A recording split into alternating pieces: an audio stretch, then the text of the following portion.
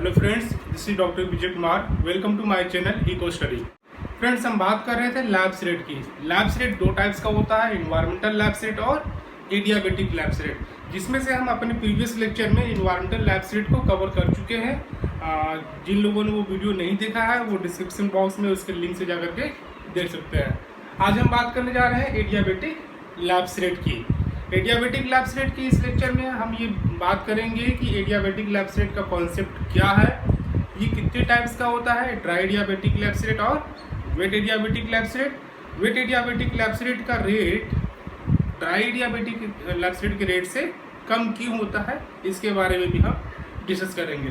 तो चलिए देखते हैं एडियाबेटिक लैब्स रेट। फ्रेंड्स, जब हम इन्वायरमेंटल लैब्स रेट के बारे में बात कर रहे थे तो उसमें हमने बताया था कि जो इन्वायरमेंटल लैब्स रेट होता है वो हमारे एटमॉस्फेयर के एक्चुअल टेम्परेचर को बताता है, लेकिन जो एडियाबेटिक लैब्स रेट होता है वो हमारे एटमॉस्फेयर के एक्चुअल टेम्परेचर को नहीं बल्कि एयर के टेम्परेचर को बताता है। किसके टेम्परेचर को?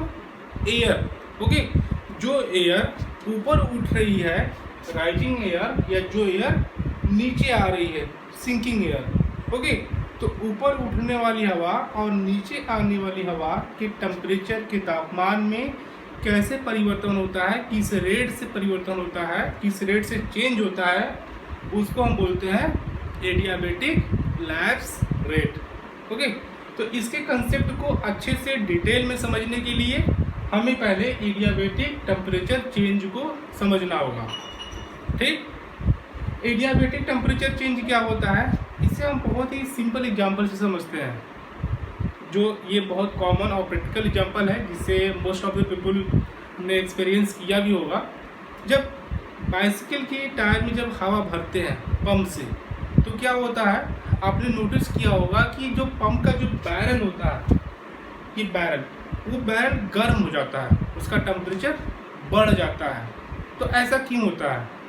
क्या आपने कोई अलग से या बाहर से कोई हीट सोर्स उस बैरल को दिया था पंप को, जिसकी वजह से वो गर्म हुआ? नहीं, ऐसा नहीं हुआ। तो क्या होता है, देखिए, जब जैसे हम प्रेशर अप्लाई करते हैं पंप पे, ओके, तो एयर क्या होती है, कंप्रेस होती है, एयर सिकुड़ती है। एयर क्या होती है, सिकुड़ती है। ऐसा करने में ये जो गैस का ये जो वॉल्यूम है एयर का, वो चेंज हो जाता है। वो क्या होता है, चेंज हो जाता है, गैस सिकुड़ जाती है। तो होता क्या है कि जो गैस के अंदर या एयर के जो मॉलिक्यूल है वो उनका काइनेटिक एनर्जी बढ़ जाता है, गतिज ऊर्जा बढ़ जाती है, जिससे क्या होता है, इसका टेम्परेचर, इस एयर का टेम्परेचर भी बढ़ जाता है। ओके, जब टेम्परेचर बढ़ जाता है तो जो एयर है वो वार्म हो जाती है, एयर गर्म हो जाती है। इसके विपरीत जब ट्यूब से एयर बाहर निकलती है, साइकिल के ट्यूब से एयर बाहर निकलती, तो वो एयर ठंडी लगती है। या बैलून, फ्लाई बैलून से जब आप एयर बाहर निकालिए तो वो एयर भी आपको ठंडी लगती है। या जब आप डीओ स्प्रे करते होंगे तो आपको जो एयर निकलती है उसमें से वो भी कूल, ठंडी लगती है। तो ऐसा क्यों होता है? क्या आपने ऐसे इस प्रोसेस में उससे हीट एक्सट्रैक्ट किया, हीट उससे लिया था, जिसकी वजह से ठंडी हो गई? ये एयर ठंडी क्यों लगती है? इसका रीजन क्या होता है कि जब एयर ट्यूब से निकलती है तो वो एयर एक्सपैंड होती है, वो एयर फैलती है। ओके, तो जब एयर एक्सपैंड होती है तो उस पर जो प्रेशर होता है वो बहुत कम हो जाता है।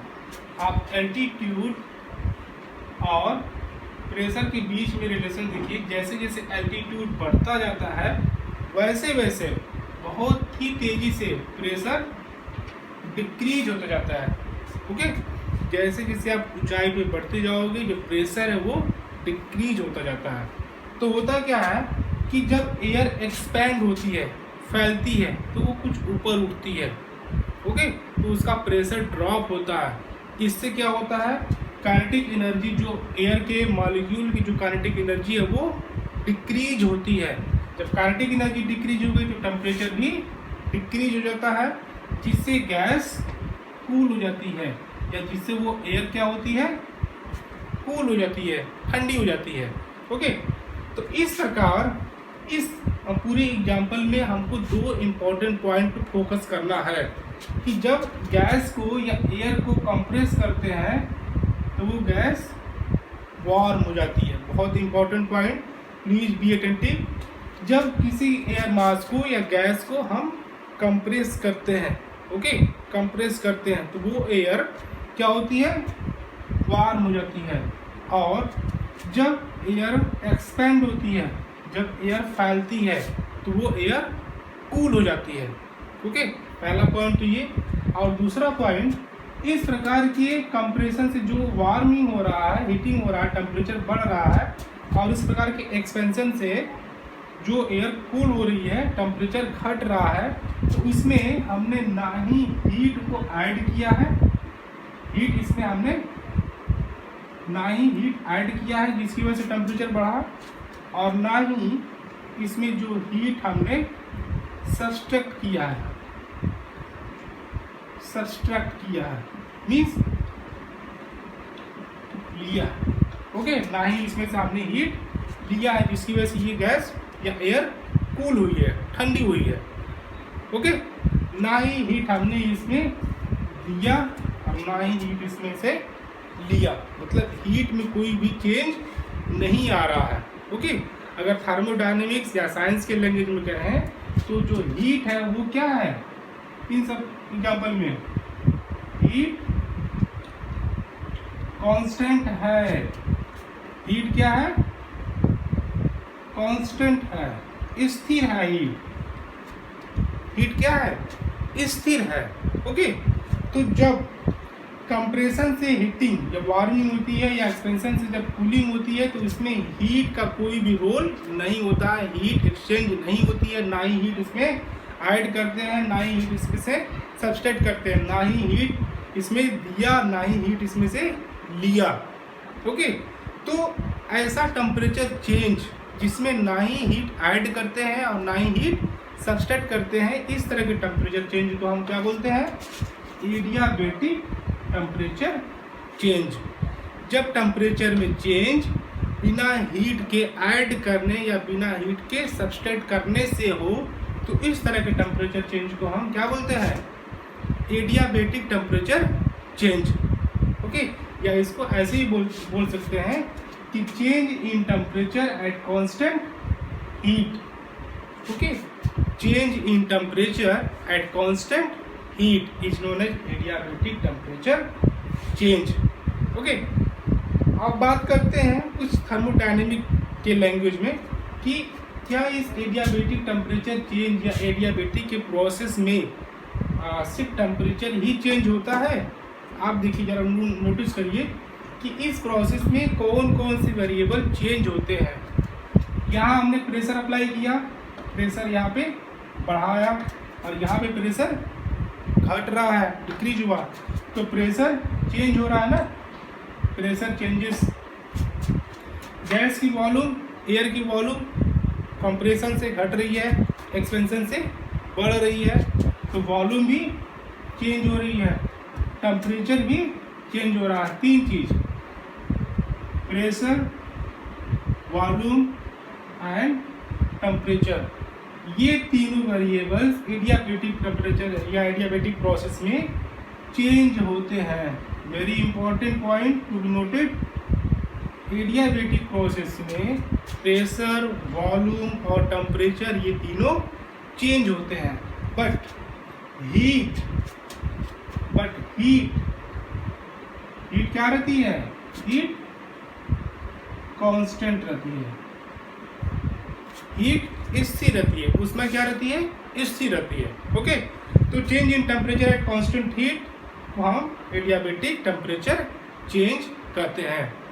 क्लियर, आगे बढ़े तो देखिए ये जो एडियाबैटिक टेम्परेचर चेंज है, ये एडियाबैटिक टेम्परेचर चेंज हमारे एटमॉस्फेयर में जो एयर है, वो एयर जो ऊपर उठ रही है या वो एयर जो नीचे आ रही है, ऊपर उठते समय या नीचे आते समय इस तरह के एडियाबैटिक चेंजेस देखने को मिलते हैं। ओके, जो एयर फिजिकली ऊपर उठती है या जो एयर फिजिकली नीचे आती है उस ऊपर उठने वाली हवा और नीचे आने वाली हवा में किस तरह का चेंज होता है टेम्परेचर में?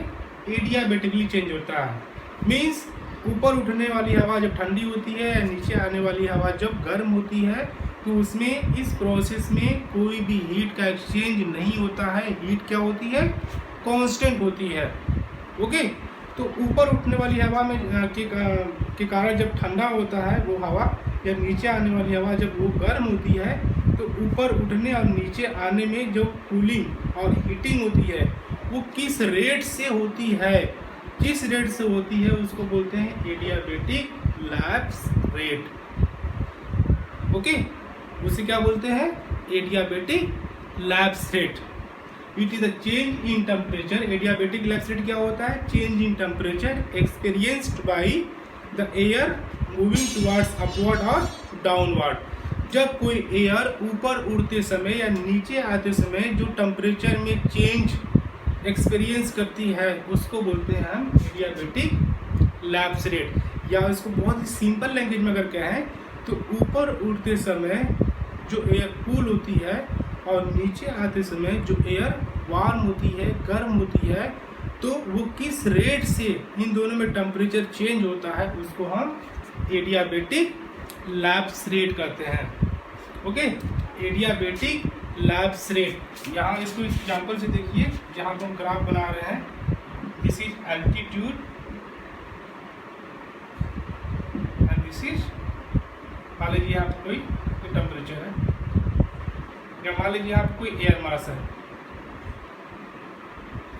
ओके, एल्टीट्यूड और प्रेशर में ये रिलेशन आप ध्यान में रखिए कि एल्टीट्यूड जैसे जैसे बढ़ता है प्रेशर ड्रॉप होता जाता है, प्रेशर कम होता जाता है, वो भी एब्रप्टली, बहुत ही तेजी से। ओके, तो मान लीजिए ये एयर मास है, यहाँ पे ये 1 किलोमीटर की एल्टीट्यूड पे उठी। जब 1 किलोमीटर की एल्टीट्यूड पे वो एयर चली जाएगी तो यहाँ पे जो प्रेशर है वो यहाँ के कंपेरिजन में कम है। ओके, तो लो प्रेशर रीजन से गुजरने के कारण ये एयर जो है वो एक्सपेंड करेगी। ओके, जब एयर एक्सपेंड करेगी तो वो कूल होगी। वो क्या होगी? और कूल होगी। मान लीजिए ये एयर यहाँ चली आई तो एल्टीट्यूड और बढ़ा, जैसे एल्टीट्यूड बढ़ा प्रेशर और तेजी से ड्रॉप होता है, एयर और ज़्यादा एक्सपेंड होती है, एयर और कूल होती है। लेकिन कब तक कूल होगी? जब तक कि ये एयर बहुत ही सैचुरेटेड ना हो जाए, इससे मॉइस्चर बहुत ज़्यादा ना हो जाए। ओके, तो जब ये एयर कूल होती है तो ये हेवी हो जाती है। क्या हो जाती है? भारी हो जाती है। तो फिर से ये एयर नीचे आने लगती है। ओके, ऊपर उड़ते समय एयर में क्या हुआ? ये एयर कूल हुई क्योंकि प्रेशर घटता गया है, वो एयर एक्सपेंड होती गई तो कूल होता गया, टेम्परेचर कम होता गया। ओके, लेकिन हीट कांस्टेंट रहा। जब यही एयर हेवी हो गई तो फिर नीचे आने लगती है। जब नीचे आती है तो वो हायर प्रेशर वाले रीजन से गुजरती है। जब हायर प्रेशर वाले रीजन से गुजरती है तो वो एयर कंप्रेस होती है, सिकुड़ने लगती है, कंप्रेशन होने लगता है। ओके, जब कंप्रेस होती है तो उसका जो टेम्परेचर होता है वो बढ़ने लगता है, वो एयर वार्म होने लगती है। ओके, तो इस तरह ऊपर उठने या नीचे आने से एयर किस रेट से उसमें टेम्परेचर चेंज होता है उसी को बोलते हैं adiabatic lapse rate. Adiabatic lapse rate 2 types का होता है, ड्राई एडियाबेटिक लैप्स रेट और wet adiabatic lapse rate. Dry adiabatic lapse rate and wet adiabatic lapse rate. ये जो ड्राई एडियाबेटिक वर्ड में लैप्स रेट में जो ड्राई वर्ड है, ये ड्राई वर्ड अनसैचुरेटेड एयर को रिप्रेजेंट करता है। मतलब कि एयर जो है वो अनसैचुरेटेड है, मतलब कि असंतृप्त है। असंतृप्त या अनसैचुरेटेड कहने का मतलब क्या है कि वो अभी सैचुरेटेड नहीं हुई है, मतलब कि उसमें अभी मॉइस्चर होल्ड करने की कैपेसिटी है। जिस एयर मास में या जिस एयर पार्सल में मॉइस्चर को होल्ड करने की कैपेसिटी होती है उसको बोलते हैं ड्राई एयर या उसको अनसैचुरेटेड एयर बोलते हैं। और जिस एयर मास में मॉइस्चर को या वाटर वेपर को होल्ड करने की कैपेसिटी नहीं होती है उसके बाद वो कूल होकर के वाटर ड्रॉपलेट में कन्वर्ट हो जाती है, उसको बोलते हैं सैचुरेटेड एयर। ओके, जब एयर सैचुरेटेड हो जाती है तो उसके बाद क्लाउड का फॉर्मेशन स्टार्ट हो जाता है, मतलब कि अब उसमें वाटर वेपर को होल्ड करने की कैपेसिटी नहीं है, अब उसमें water vapour water molecule water droplet में कन्वर्ट हो जाएगा, जिसको बादल से फिर बारिश बनता है। ओके, ये ड्राई और वेट मतलब कि अनसैचुरेटेड या सैचुरेटेड एयर का कॉन्सेप्ट। अब बात करते हैं इसके कॉन्सेप्ट की कि ड्राई एडियाबेटिक लैप्स रेट क्या होता है। ठीक, जब कोई अनसैचुरेटेड एयर पार्सल क्या होता है? ओके, मैंने यहाँ लिख रखा है एयर पार्सल। क्लाइमेटोलॉजिस्ट लोग जो होते हैं या मेट्रोलॉजिस्ट जो लोग होते हैं, मौसम वैज्ञानिक लोग, उनका ये मानना है कि फ्यू 100 मीटर क्यूब की जो एयर होती है, फ्यू 100 मीटर की वॉल्यूम की जो एयर होती है, उसको हम एयर पार्सल बोलते हैं।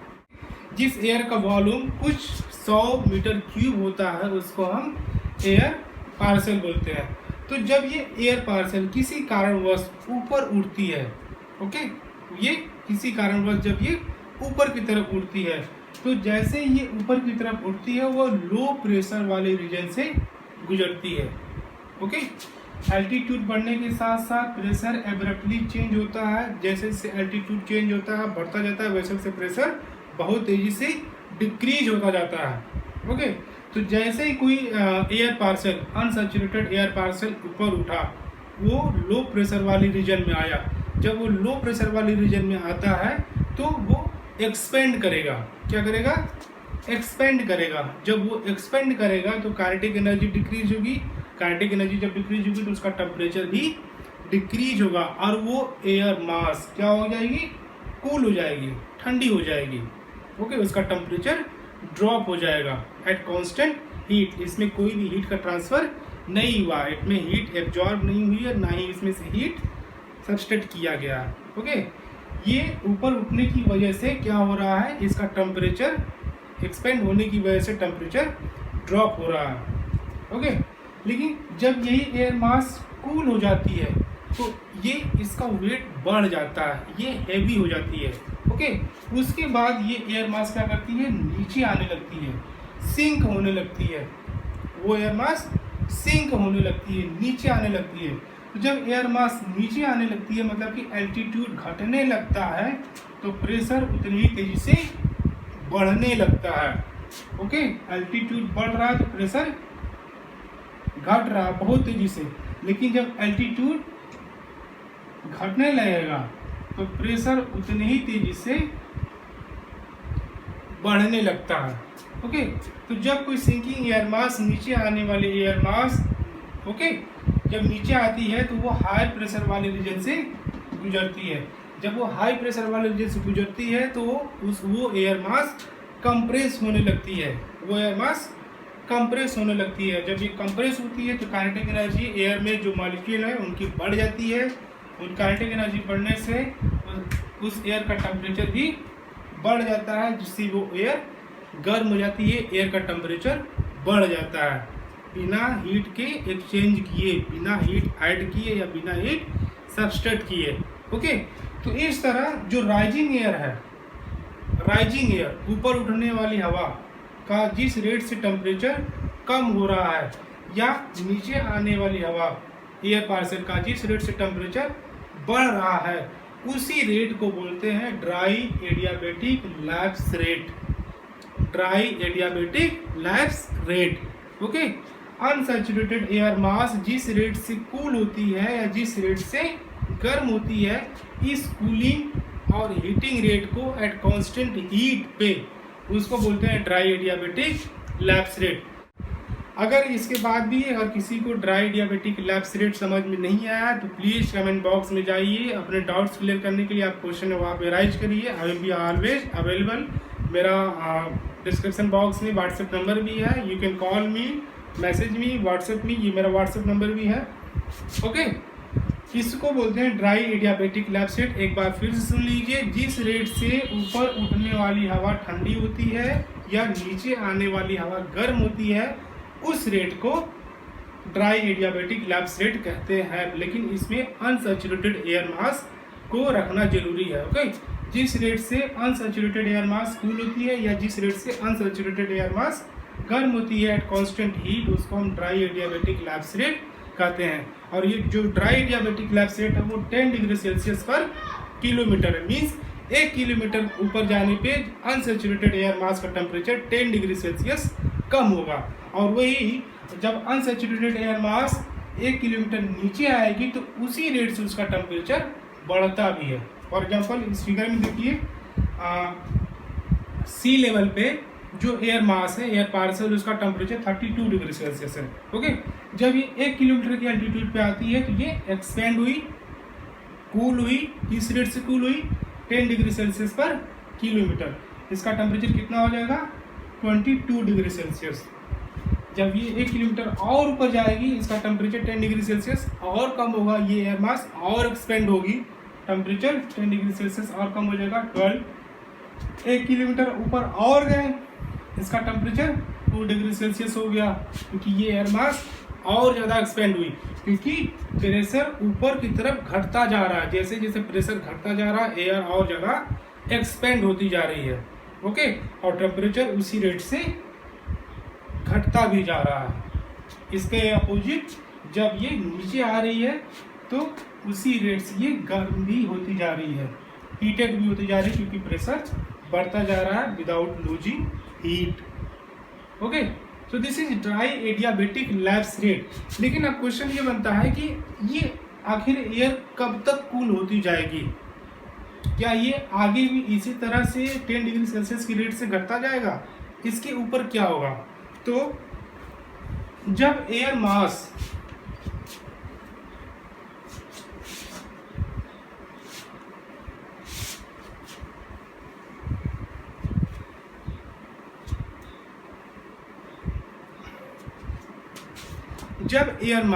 काफी ऊंचाई पे पहुंच जाती है, जब एयर मास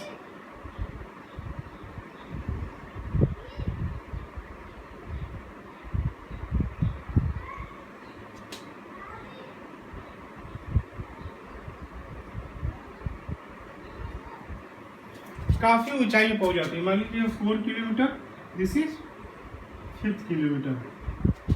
तो काफ़ी ऊंचाई पे पहुंचने के बाद जो एयर मास है वो सैचुरेटेड हो जाती है। वो क्या होती है? सैचुरेटेड हो जाती है। मान लीजिए इसके ऊपर जब टेम्परेचर, ये जो एयर मास अगर जाएगा 4 किलोमीटर के ऊपर, ओके, या 3 किलोमीटर के ऊपर ही जब जाता है एयर मास, तो इसका जो टेम्परेचर है वो बहुत ही कम हो जाता है। वो एयर सैचुरेटेड हो जाती है, संतृप्त हो जाती है, मतलब अब उसमें मॉइस्चर को होल्ड करने की कैपेसिटी नहीं है, वाटर वेपर को एब्जॉर्ब करने की कैपेसिटी नहीं है। ओके, तो इसके बाद ये एयर मास क्या होती है? सैचुरेट होने लगती है। इसके बाद ये air mass, suppose that 4 kilometre यहाँ है, ये इमेजिनरी ग्राफ है, एग्जैक्ट नहीं है।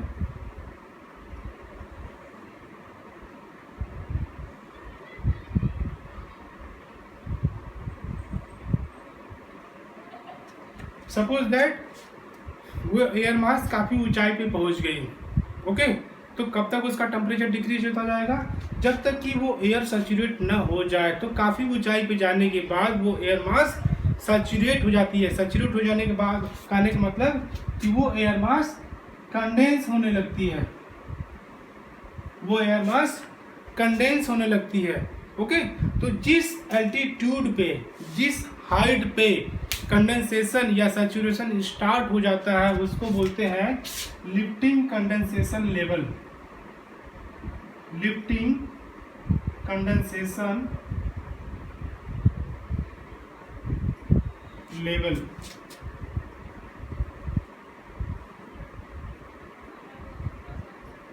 ओके, जिस एल्टीट्यूड पे एयर सैचुरेट होने लगती है या जिस एल्टीट्यूड पे एयर का कंडेंसेशन स्टार्ट हो जाता है, उस एल्टीट्यूड को हम लिफ्टिंग कंडेंसेशन लेवल कहते हैं। इस हाइट पे आते आते जो एयर होती है वो कंडेंस होने लगती है, मतलब कि जो एयर में वाटर वेपर है वो अब कंडेंस होने लगती है, मिल करके वो बादल बनाने लगते हैं, वाटर के छोटे छोटे ड्रॉपलेट बनाने लगते हैं। इस लिफ्टिंग कंडेंसेशन लेवल पे एयर कंडेंस होने लगती है, इस पे क्लाउड का फॉर्मेशन होने लगता है।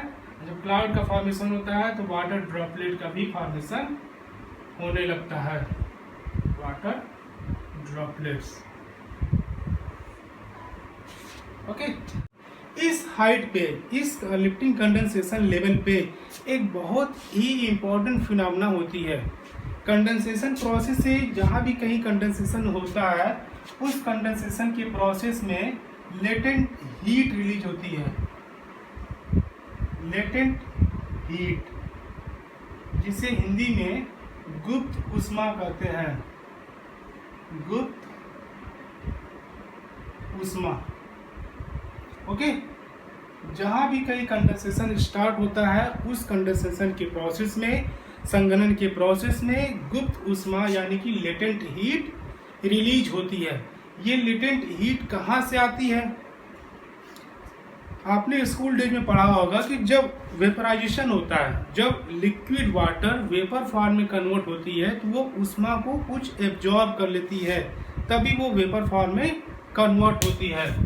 ओके, जब लिक्विड वाटर,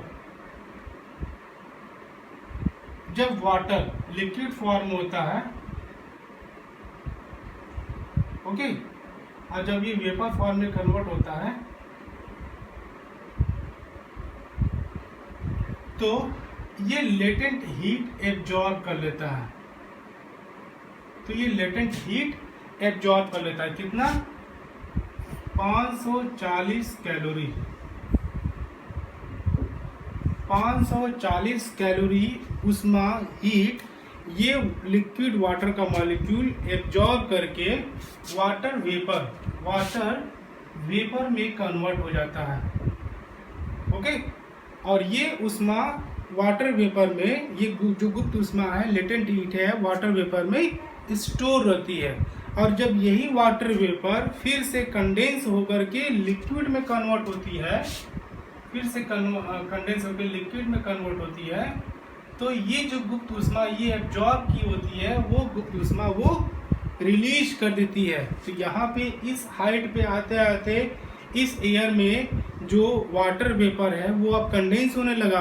जब कंडेंस होने लगा, जो वाटर वेपर थे वो वाटर मॉलिक्यूल में कन्वर्ट हो गए। ये जो गुप्त ऊष्मा ये एब्जॉर्ब की थी वाटर मॉलिक्यूल से वाटर वेपर बनने में, वही अब गुप्त ऊष्मा फिर से ये रिलीज कर देती है, वही गुप्त ऊष्मा फिर से ये रिलीज कर देती है। तो गुप्त ऊष्मा के रिलीज होने की वजह से ये जिस रेट से कूल हो रही थी, जिस रेट से एयर मास या एयर पार्सल ठंडी हो रही थी, वो रेट कम हो जाता है, वो रेट कम हो जाता है। जिस रेट से ये एयर मास कूल हो रही थी, लिफ्टिंग कंडेंसेशन लेवल के बाद जब ये लेटेंट हीट रिलीज होता है, तो लेटेंट हीट के रिलीज होने की वजह से जो रेट ऑफ कूलिंग है, जिस रेट से कूल हो रही थी एयर मास, वो कम हो जाती है। ओके, इसी स्लोइंग रेट ऑफ कूलिंग को बोलते हैं wet adiabatic lapse rate, wet adiabatic lapse rate. Okay, this slow rate of cooling is known as wet adiabatic lapse rate. इसमें एक और वर्ड मिस हो रहा है, this slow rate of cooling of saturated air. Okay, this slow rate of cooling of saturated air, क्योंकि lifting condensation level के बाद जो एयर है वो सैचुरेट हो गई अब। ओके, तो जब लिफ्टिंग कंडेंसेशन लेवल के बाद सैचुरेटेड एयर लेटेंट हीट को रिलीज कर देती है, तो उससे जो रेट ऑफ कूलिंग है वो डिक्रीज हो जाता है, कम होने लगता है। This slow rate of cooling is known as wet adiabatic lapse rate. या इसको सिंपल लैंग्वेज में ऐसे भी कर सकते हैं कि लिफ्टिंग कंडेंसेशन लेवल के ऊपर जाने के बाद जब कूलिंग रेट कम हो जाता है, तो उसको हम बोलते हैं wet adiabatic lapse rate. Lifting condensation level के बाद जो कूलिंग का रेट कम होता है या जिस रेट से कूल होता है एयर, उसको हम वेट एडियाबेटिक लैप्स रेट कहते हैं। वेरी वेरी इंपॉर्टेंट पॉइंट, यही डेफिनेशन है वेट एडियाबेटिक लैप्स रेट का कि लिफ्टिंग कंडेंसेशन के बाद जब रेट ऑफ कूलिंग कम हो जाता है उसको बोलते हैं wet adiabatic lapse rate. Wet adiabatic lapse rate. ये वेट एडियाबेटिक लैप्स रेट जो है ये इसका rate 5 to 9 degree Celsius per kilometre के रेट से वेरी करता है। मतलब wet adiabatic lapse rate 5 degree Celsius per kilometre भी हो सकता है या 9 डिग्री सेल्सियस पर किलोमीटर भी हो सकता है। ये एयर मास 4 किलोमीटर पे आ गया। इसका जो टेम्परेचर है वो कितना हो जाएगा, -3 डिग्री सेल्सियस। ओके, अब यही एयर मास जब 5 पे आएगा किलोमीटर पे तो इसका जो टेम्परेचर है वो -8 डिग्री सेल्सियस। मतलब कि rate of cooling wet adiabatic lapse rate इस समय कितना है, 5 डिग्री सेल्सियस पर किलोमीटर। तो ये जो वेट एडियाबेटिक लैप्स रेट होता है ये 5 to 9 degree Celsius per kilometre की रेट से ये वेरी कर सकता है। कभी कभी ये 5 डिग्री सेल्सियस पर किलोमीटर भी हो सकता है और कभी कभी 9 डिग्री सेल्सियस पर किलोमीटर भी हो सकता है।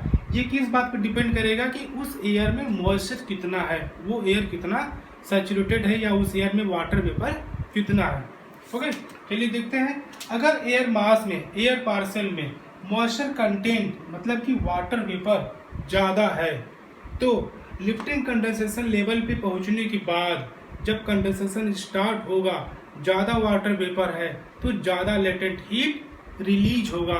तो जब ज़्यादा लेटेंट हीट रिलीज होगा तो जो रेट ऑफ कूलिंग है वो बहुत ज़्यादा स्लो होगा ना, क्योंकि हीट ज़्यादा रिलीज हो रही है तो कूलिंग के इफेक्ट को ज़्यादा कूलिंग के रेट को ज़्यादा अफेक्ट करेगा। ओके, तो ज़्यादा लेटेंट हीट रिलीज होगा तो रेट ऑफ कूलिंग घट जाएगी। तो वो समय रेट ऑफ कूलिंग या वेट एडियाबेटिक लैप्स रेट कितना होगा, 5 डिग्री सेल्सियस पर किलोमीटर। और अगर उस एयर पार्सल में वाटर वेपर कम है, मतलब कि मॉइस्चर कंटेंट अगर कम है तो वो कम लेटेंट हीट ही न रिलीज करेगा लिफ्टिंग कंडेंसेशन लेवल पे जाने के बाद। तो जब कम लेटेंट हीट रिलीज होगा तो वो रेट ऑफ कूलिंग को कम इफेक्टेड करेगा। तो rate of cooling 9 degree Celsius होगा। कितना होगा, 9 डिग्री सेल्सियस। तो ये 5 to 9 डिग्री सेल्सियस ये किस पे डिपेंड कर रहा है कि उस एयर में कितना वाटर वेपर प्रेजेंट है, मतलब कि वो एयर कितना सैचुरेटेड है, इस पे ये वेरी करेगा wet adiabatic lapse rate. Friends, अब बात करते हैं इस टॉपिक के एक और इम्पॉर्टेंट पॉइंट पे कि जो वेट एडियाबेटिक लैप्स रेट होता है उसका rate dry adiabatic lapse rate से कम क्यों होता है। तो इसका आंसर हम बता दिए हैं, एक बार फिर से इसको अलग से सोच रहे कि एक्सप्लेन कर दें कि wet adiabatic lapse rate dry adiabatic lapse rate से कम क्यों होता है। क्योंकि जैसे ही एयर लिफ्टिंग कंडेंसेशन लेवल पे पहुंचती है वो सैचुरेट होने लगती है। सैचुरेशन जब होने लगता है तो मतलब कि एयर कंडेंस होने लगती है। जब एयर कंडेंस होने लगती है तो कंडेंसेशन के प्रोसेस में लेटेंट हीट रिलीज होता है। उस लेटेंट हीट के रिलीज होने की वजह से जो कूलिंग है, रेट ऑफ कूलिंग है वो कम हो जाती है। इसी वजह से wet adiabatic lapse rate dry adiabatic lapse rate से कम होती है। इस क्वेश्चन को आपका ऐसे भी पूछ सकता है कि environmental lapse rate dry adiabatic lapse rate से कम क्यों होता है। Environmental lapse rate dry adiabatic lapse rate से कम क्यों होता है। इस क्वेश्चन का जवाब आप कमेंट बॉक्स में दीजिए। अगर नहीं आएगा, कोई प्रॉब्लम होगी तो मैं इसका आंसर आपको वहां पे दूंगा। Thank you so much.